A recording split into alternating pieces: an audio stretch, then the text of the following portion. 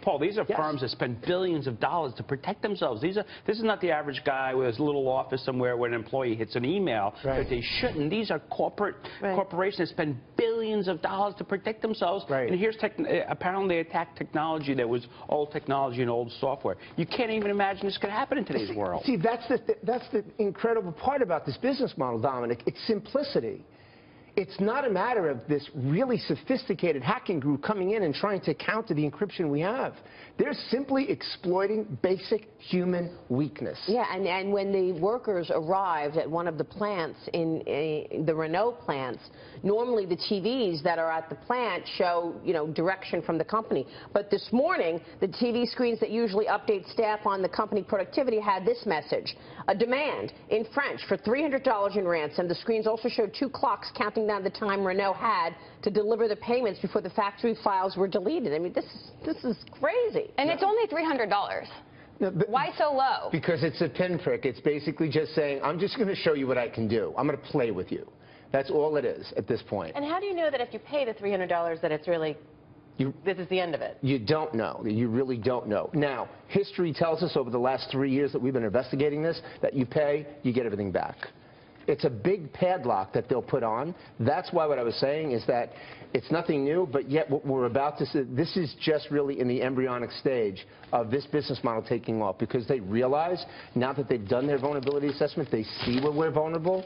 Now start to watch that price come up and see how much more aggressive they are in not letting go. And do you think this is going to contribute to, there's going to be more people going to try to do this now that they're seeing that this is a successful business model? It was successful. Yeah. You can expect that, yes, especially since it's common knowledge about where we're weak. But the bottom line is, the positive part about this spin is the fact that we can clearly avoid this. If we go back to basics in the workplace, if we take our IT and we add an anti-crime method, what I mean by that is that we have to look at it through the eyes of the people that are breaking in.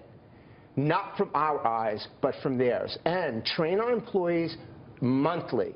Sending out certain information to them will train them on not to open certain information. I know it sounds overly simplistic, but that's the business model. Some companies are forced to be shutting down because as you say, everything is directed by computers.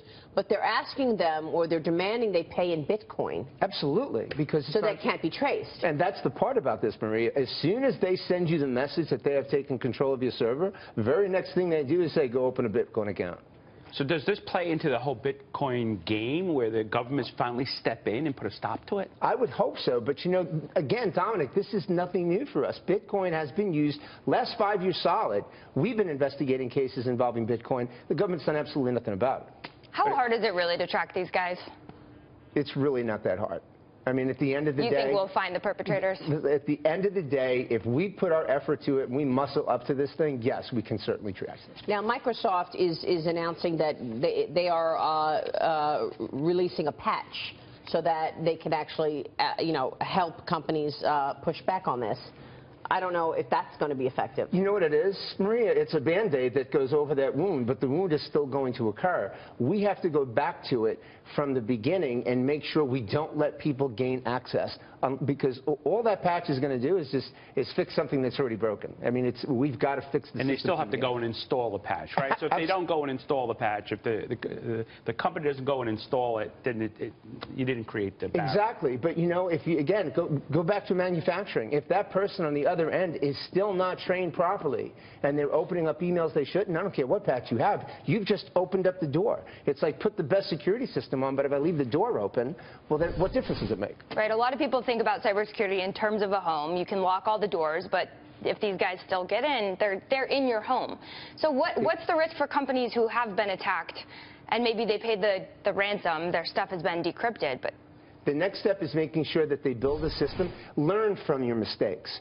Identify whether or not that code is already there. That's the big part. First step right now, organizations need to be assessing to see, is that code already in your system? If it is, remove it and harden it and fortify the system. But if you've already been hit, make sure that you educate, from an IT perspective, your corporate infrastructure to the extent that your backup is such that if, in fact, they put a padlock on the system, my system already exists here, and it exists there as well. It costs a little bit of money on the front end, but at the end of the day, it's much smarter business. All right, we will leave it there. Paul, great insights. Thank you so much. Thanks, Maria. We'll be watching this. This is an incredible story. Paul Viollis there. We'll be right back.